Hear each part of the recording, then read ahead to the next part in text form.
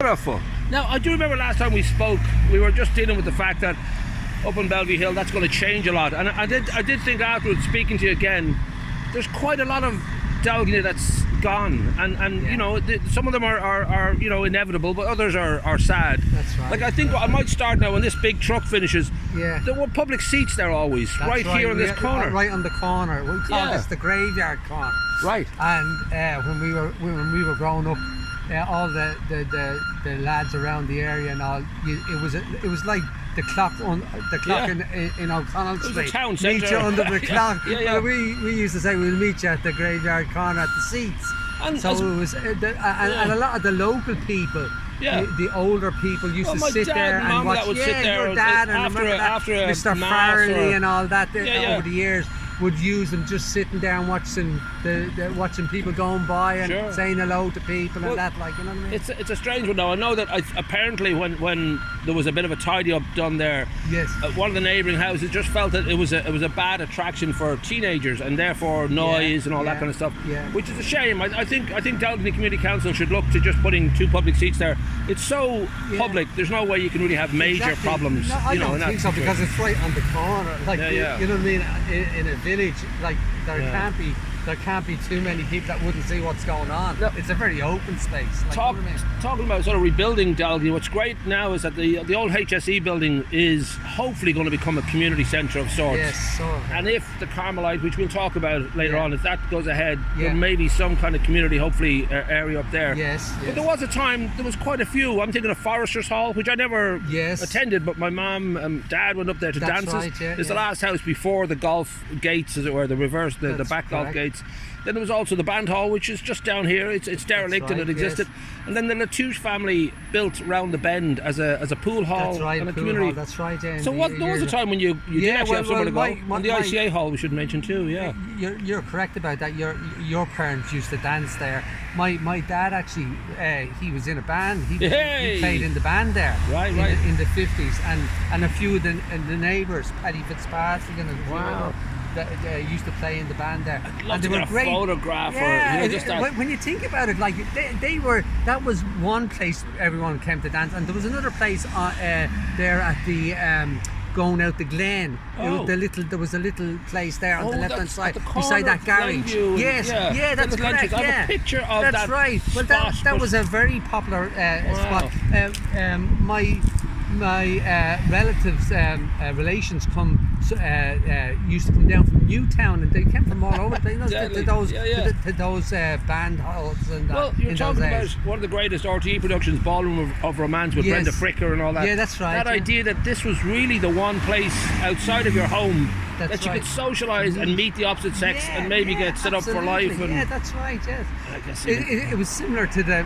You'd recall the crossroads, we called it, down at Killincarry. Yeah. People used to meet there, going back, long times. Coming from Killincarry, Kilcool. It was a real spot where people meet up again. Like as I said, like the clock on the Clearys. Yeah. It's funny how places kind of become a spot, like, having a crossroads and saying, well, this is where we'll meet, and obviously it's a very easy place to understand what you're talking about. But just the idea that used to be, I have a photograph of down on Church Road, just a dance, just at the junction there. I saw that recently. Actually, and just that idea that people would just meet outdoors. Yes, it's amazing. Right? Now it's raves. You have to go late at night, and we're too old for that. If they have a rave about 2 o'clock in the afternoon for about 20 minutes, a coffee rave. So when it comes to, we've a few places to talk about, but would you have, I don't know, a particular kind of ache for, and I suppose the football fields was a huge thing growing up. Yeah. And we did touch on that. I have to say, like, the Carmelite monastery and church, I suppose, would be probably for most of the older generation from the village that are still around, would be probably the biggest single, place that's missing from the village, because the nuns were there for so long, and the church and everyone, like, going back in the day when we were all more religious, I suppose, than we are today. But you're a Satanist now. But no, we all used to go to the church on a Sunday, and all of the village people would meet at the church and that, and then people had prayers said from the nuns and that, and the nuns actually sold butter and milk to the villagers as well. Like, and you had the lodge as well. Was even the part lodge, of it, and the parish priest had the parish house. Well, there was such an acceptance then of the authority of the church, and therefore the respect was there. And as much as you were mischievous and you did your own thing, and you weren't always entirely without sin, but the routine of that was very kind of, I suppose, reassuring. There's a sense that it's always going to be there. It's always sort of, got a centre, as it were. Definitely. And I have to say, the second place to me that was a real focal point was there's two other places that really that I miss, say, would be the dispensary, which was like, the HSE building. You had your doctor there and the nurse. Where do you get your drugs now? You're on the dark web, aren't you? You have to go to Greystone, style up. But and then the post office. Well, that's another sort of everyday kind of need for a lot of people. Particularly for the people, the older people would have gone there. Again, it was a great meeting place.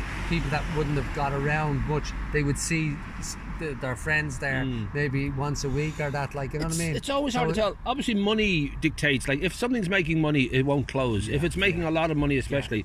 So when it comes to, say, nightclubs and hotels and people missing Greystones, bottom line is people weren't making enough money to keep it open. That's true. It wasn't a case of, we don't like doing this, or we're religious and we don't believe in dancing or whatever. There's always just the need for something to make financial sense. That's true. And the sadness is that these things, especially as we become more mobile, and teenagers now can go to Dublin in a drop of a hat. That's true. There isn't the need to give them a local nightclub or. That's true. It's sort of part of that, isn't it? And I suppose being realistic, like the post office where it was located was a problem, because there was no access driving on the corner there. Opposite the rectory, and with that wall there was nowhere to park. When we were growing up, there was only about 4 cars in the village anyway, so see, that was the thing. You see, that was the thing. That was a big deal. You spot a car now, you try to get your picture taken with it and everything. You were thumbing everywhere. Now, get out of the village. Another part of that slightly kind of rose tinted but very true kind of living, which I said we touched on, is just the amount of football that would happen. And this was all impromptu, and it was, it would be to the death and everything else, and there'd be, when you had to draw blood to win the game. But the interesting thing was, when you think back, we used to start those games at 2 o'clock. Like, all the lads would meet up at the field, Corbless field, right where the Heffern's the lodge was. And we all met there at 2 o'clock. And those games used to finish at 6 o'clock. Yeah, on fucking Tuesday. It was just 3 hours. Well, it would turn into Braveheart. It was unbelievable. People would go crazy. But the number of people that turned up, like, that was. And you had like 25 aside.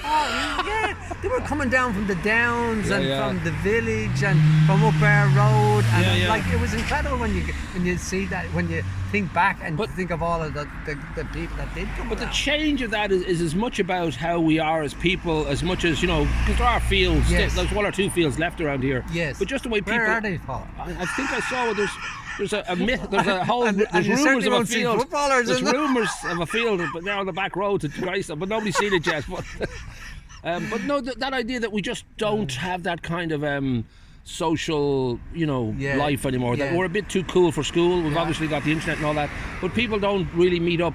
They have football teams and there are people having great crack at playing football, but the idea that you just have a village would get together on such a mass number and just see that I suppose, again, as you said, it's mainly, I suppose, the younger kids nowadays, they're all into their options are huge. And they're more back at home on the internet and whatever.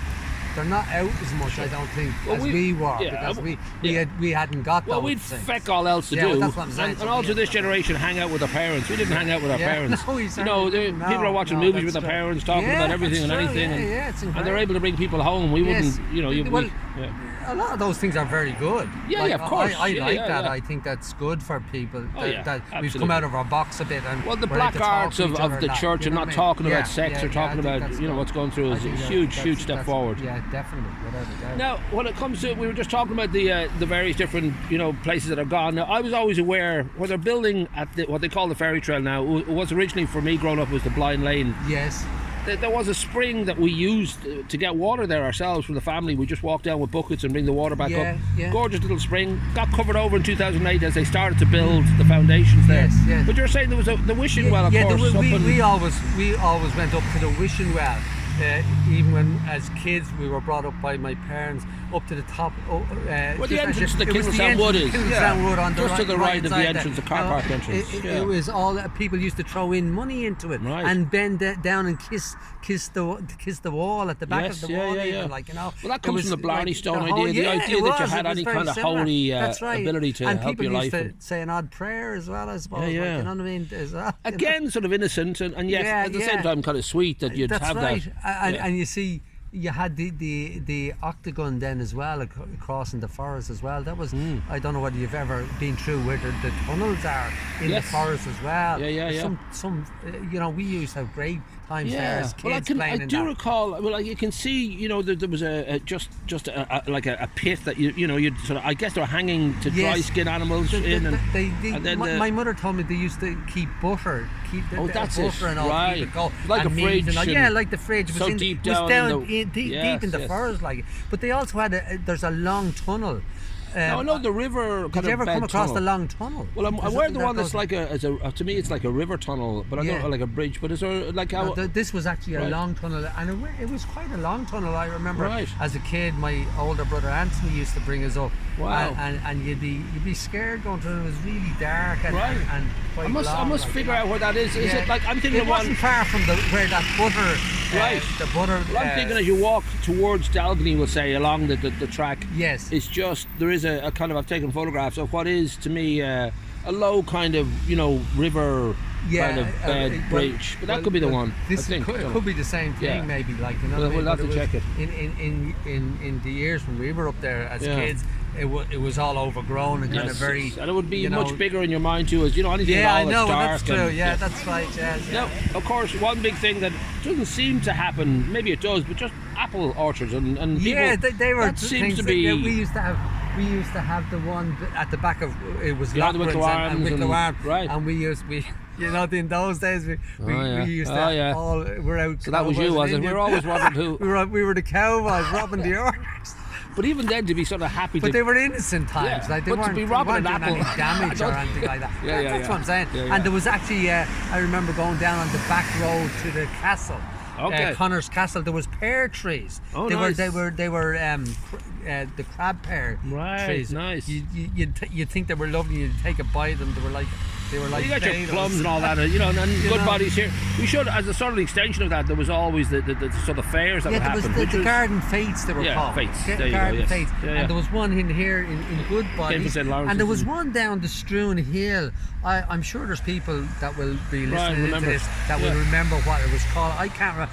I recall being there and they had horses. You know, you got horse rides. The lady of the house had, and there was tea, high tea and all that. And I can't remember the name of the place, but it was down the Struan Hill. Right. As you go down to the bottom and start up, it was on the left-hand side. Gotcha. You know where they're building those new houses? It was on the left-hand side. Right. I can't remember, but it was very popular. And there was another one. When you use a term like where they're building those new houses, that doesn't narrow it down at all.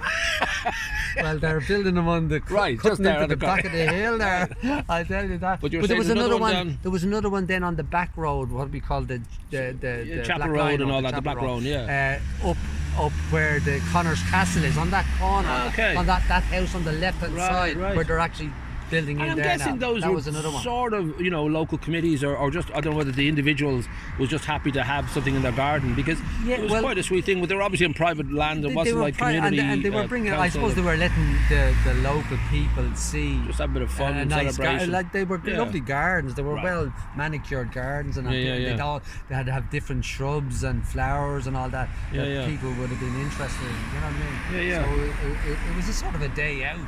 You know, like a day out for the people. And lots of people went to them, like, you know. I'm sure we're going to forget a few of them we'll remember later, but the water pumps is probably the last thing I'm thinking of. The water pumps, there was two. We missed them, certainly, because on our road, I don't know whether you had one down your... We had one in Blackberry Lane now, got stolen only about like 20 years ago. It was taken away. Well, we had two. We had one just down the road from where my house is, Was it on the corner or something? No, it was. You know where the gates are at the moment for the convent field. Okay, so halfway down. At opposite Maura Burns' house. Yeah. There was a pump there, and all of the people, when like we only got the water in our house. I think it was in the early 60s, right. 65. Because I remember as a kid going down to the pumps to pick up the water. We were the same, with back in the we had the same and all thing. The people from all the houses were coming out. You'd meet them all at the pumps. You know what I mean? And then there was another pump up where my dad lived in the hollow at Kindlestown, at the bottom of the hollow there, where those little cottages are. That's where my dad lived. And the pump was there as well. So those people from around that area used that pump there as well. You kind of know that there's a logic that everyone's got water now. You don't need to have it, but there's something about these features that you kind of feel are kind of sweet. Well, it's hard to believe that was only going back to the early 60s when people were only getting in water and electricity. You know what I mean? I think we've kind of sung this song before, but the rapid amount of change, especially in the last 20 years, is just it is hard for the brain to keep up with. And there's a very big, as much as generations are thankfully generally together now, but there's a huge difference between our childhood and somebody who's 15. Totally. And it's incredible the changes that have come about. Like, you know, a lot of them are for the good, but you know what I mean. But it's a transformation of the village that we knew as kids to what it is now, like, you know what I mean? And we certainly don't want to be, too pessimistic about the fact that it's going to, change some more, and we're all hopeful that we're hopeful that a lot of that growth will be positive, and that there can be a lot of happy times still and all that. But I think what we will do is we'll start a campaign to get public seats back there. I think that's our first step. I think that would be nice. That'd be gorgeous for people to be It's a completely logical thing to do, and it's in nobody's way, right? And it's on a corner. I don't think vandalism would come into it because it's such an open spot. Now, is there any danger though that, given that if the seats go back there, there's no danger you'll be smoking and drinking there again? No, definitely not. You sure? Those days are over, are they?